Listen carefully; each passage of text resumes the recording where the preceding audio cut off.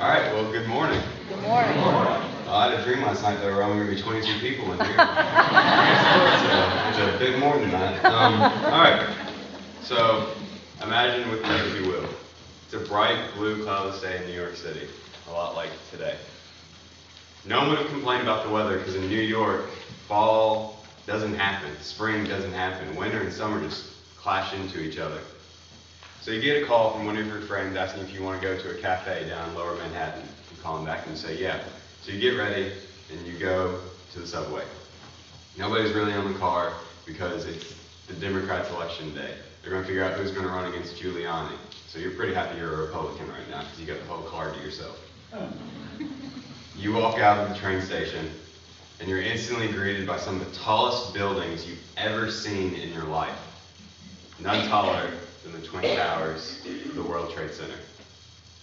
You keep walking down towards Wall Street where you're going to meet your friend when all of a sudden you start hearing a loud whoosh. It's a lot closer to the ground than it should be, and you start looking around trying to figure out what's going on.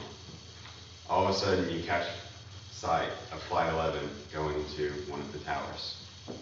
What you're witnessing is the largest attack on American soil ever. September 11th, 2001. I was 1 year old. 1 year old. Almost 3,000 people would die on that day. You see, radical extremists warped the teachings of the Quran so that they could have their way and they could convince people to do their misdeeds.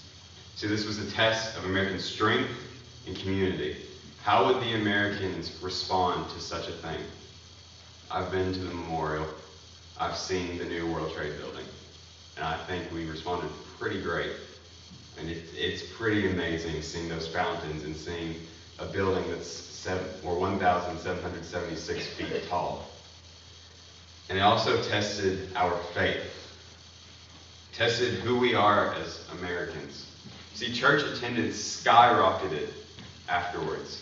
For weeks, churches were filled up, and some churches even had stories of how they had to bring in extra pews.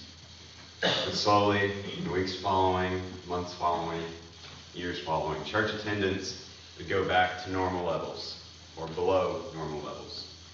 America's faith had been tested, and in some cases, it had failed. You see, the hashtag #PrayFor comes out a lot whenever an atrocity happens. Hashtag Pray for Paris, hashtag Pray for Orlando. We see these all the time. But what does it mean if you're not doing it? What is prayer without actually praying? Saying you're doing it does absolutely nothing. And yes, we should pray, but that's the point. You should pray. Just saying these things means nothing.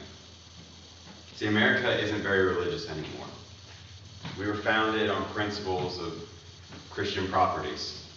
All of our founding fathers were Christians. But nowadays, the world has become secular, and who needs God? You see, people say they're religious. America likes to think that we're religious. I mean, you'll hear Donald J. Trump and Hillary Clinton say that I'm a Christian, I believe in God. But saying that you believe in God doesn't mean anything. Anybody can say anything. You can say you believe in God, but that doesn't mean you actually believe in God. You see, the demons believe in God. It says it several times throughout the Bible. Whenever Jesus would cast out demons, they would say, you are the Son of the living God. So I guess if you believe, you're no better than a demon. But you have to have that faith. You have to have the faith that carries over.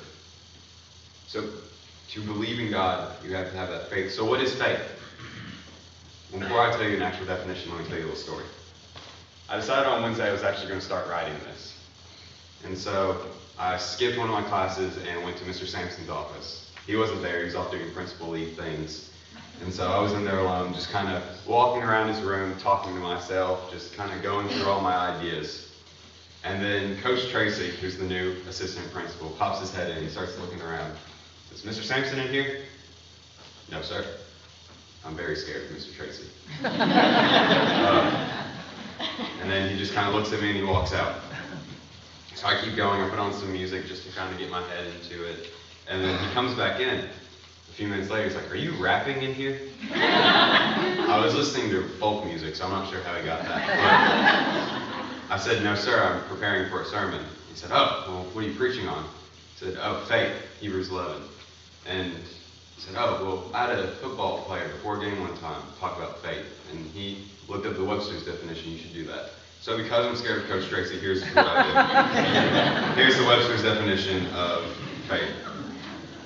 Firm belief in something for which there is no proof, or something that is believed especially with strong conviction. I like that last part. Something that is believed especially with strong conviction. You cannot have faith if you do not feel that conviction to have that faith. If you don't feel God, then there is no faith there. So then you may ask, well, what does faith look like? Well, I guess I'm up here to tell you what that looks like. So if you'll turn with me to Hebrews 11, is where we're going to be focusing mostly on. And while you do that, I'm going to tell you a little bit about Hebrews. So no one really knows who wrote Hebrews. A lot of people think that it was probably Paul, because he wrote many of the epistles, but I've seen that some people think it may have been Barnabas, one of the other apostles, or perhaps even Priscilla, is who some scholars think. This was written for the Jews that had turned into Christians in Jerusalem, the new Christian church in Jerusalem. So several times throughout the book of Hebrews, the Hebrew writer used allegorical references or talks about things from the Hebrew faith so that it will make more sense to them as Christians. And you see that whenever he calls Jesus Christ the high priest. He does it several times throughout the book. And you also see throughout this chapter how he does it. So Hebrews chapter 11, 1 through 7. Now faith is confidence in what we hope for and assurance about what we do not see. I already think that beats Merriam-Webster's definition. This is what the ancients were commended for. Now he's going to start going into those allegorical references. By faith, we understand that the universe was formed at God's command, so that what is seen was not made out of what was visible. By faith, Abel brought God a better offering than Cain did. By faith, he was commended as righteous when God spoke well of his offerings. And by faith, Abel still speaks, even though he is dead. By faith, Enoch was taken from this life, so that he did not experience death. He could not be found because God had taken him away. For before he was taken, he was commended as one who pleased God. And without faith, it is impossible to please God, because anyone who comes to him must believe that he exists, and that he rewards those who earnestly seek him. By faith, Noah, when warned about things not yet seen, in holy fear built an ark to save his family. By his faith, he condemned the world and became heir of the righteousness that is in keeping with faith. So I have 4 points here about what a working faith looks like. So number 1, faith is a belief in your creation. Verse 3 clearly states, by faith we understand that the universe was formed at God's command. Instantly takes apart anything anyone says about the Big Bang Theory. And this was written thousands of years before that thought even occurred to anyone's mind. He instantly blows away any argument any scientists of Stephen Hawking would have about a creation. Because after that, he says, so what is seen was not made out of what was visible. There was nothing before God created it, because there was only God, and he commanded it, so it happened. And it's not just the creation of the universe, it's the creation of us. We are part of the universe. But it's our creation too. In Jeremiah, God tells Jeremiah that he was created for a specific purpose. And you can take this and use yourself in it. We were all created for a specific purpose. God uses us for a reason. We were not created just to live on this earth and just from birth to death just do stuff. God made us for a reason. We have something that we need to do while on this earth. So faith, enacting faith, is a belief in your creation. Number 2, faith is an obedience to his calling for which you will be commended as righteous. So in verse 4, the Hebrew writer talks about Cain and Abel. By faith, Abel brought God a better offering than Cain did. By faith, he was commended as righteous when God spoke well of his offerings. And by faith, Abel still speaks even though he is dead. So Cain and Abel is one of the first stories you learn about when you're a little kid. They are the firstborn of Adam and Eve, the firstborn of the fallen. And so they are born with sin in them already. Cain's born first, and he takes care of the crops. He grows your vegetables, your fruits, he takes care of all of that. Abel is born second, and he takes care of the flocks. Well, at some point, God tells them what their offering should look like.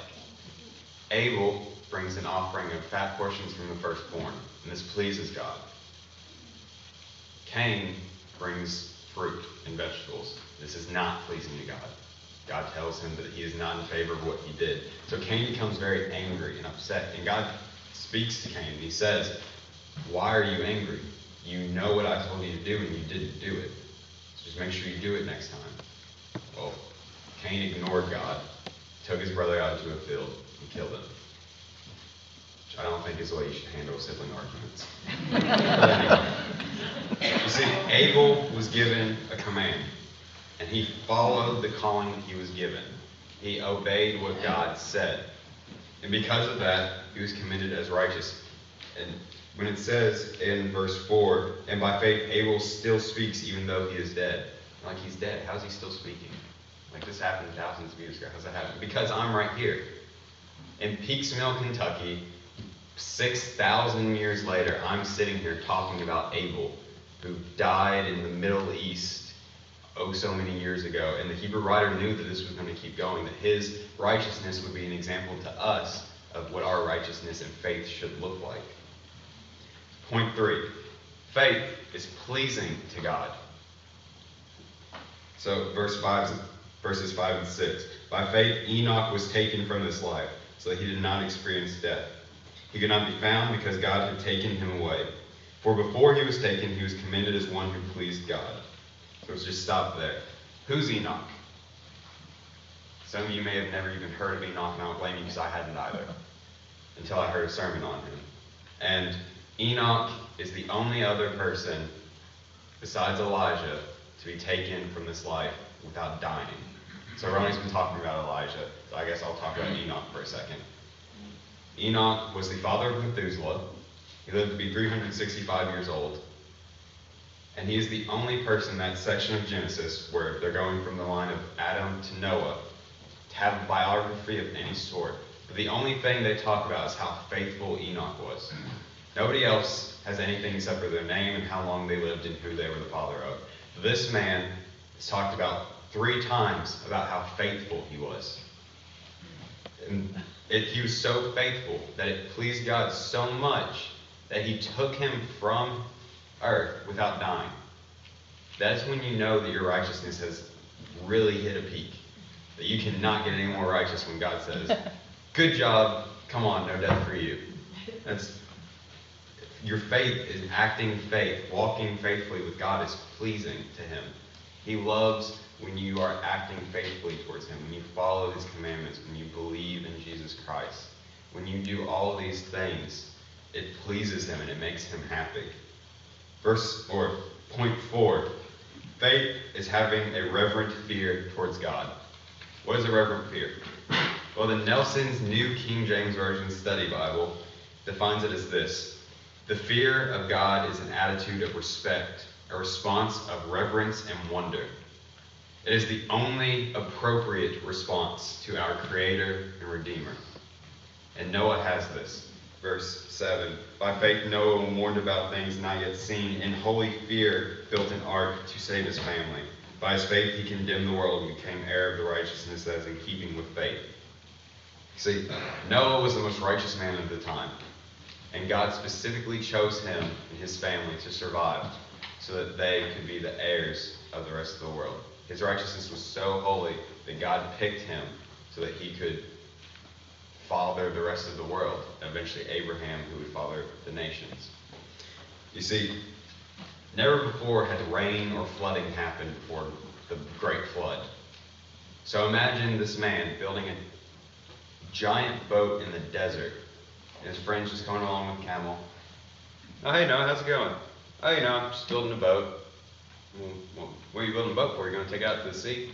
"No, God's going to make it rain, and I'm going to have 2 of every animal on this boat, and it's just going to lift up, and you're all going to die." "Okay, see you, Noah." Like, that's not a normal conversation. And by no means Could we say that if God called us to do that, could we do it? I mean, just think about how crazy that is to do something that weird. I mean, the movie Evan Almighty kind of shows a modern version of it. But just having that kind of fear towards God is having faith. And having that kind of reverent fear towards him is what he wants. He wants you to fear him enough to have that respect so that you follow him faithfully. All right. A man whispered, "God, speak to me." And a meadowlark sang. But the man did not hear. So the man yelled, "God, speak to me." And the thunder rolled across the sky. But the man did not listen. The man looked around and said, "God, let me see you." And a star shined brightly. But the man did not watch. And the man shouted, "God, show me a miracle." And a life was born. But the man did not notice. So the man cried out in despair, "Touch me, God, and let me know you are here." Whereupon God reached down and touched the man. But the man brushed away the butterfly and walked on. See, we spend our lives consumed in the secular modern world that is slowly falling away from God. Having faith is a property of Christianity people don't want anymore. People don't seem to care about having faith in God. They just want the perks of it. They want heaven without having God. And that's impossible. They say, "Why should I have to believe in a God that doesn't help me out?" There's the problem. It's you, your fallen nature. He's already helped you out. He already sent his son. That's why we take communion. That's why we have a cross. It's because Jesus Christ already died for us. But you have to have him. You've got to get there. You've got to make an attempt for God.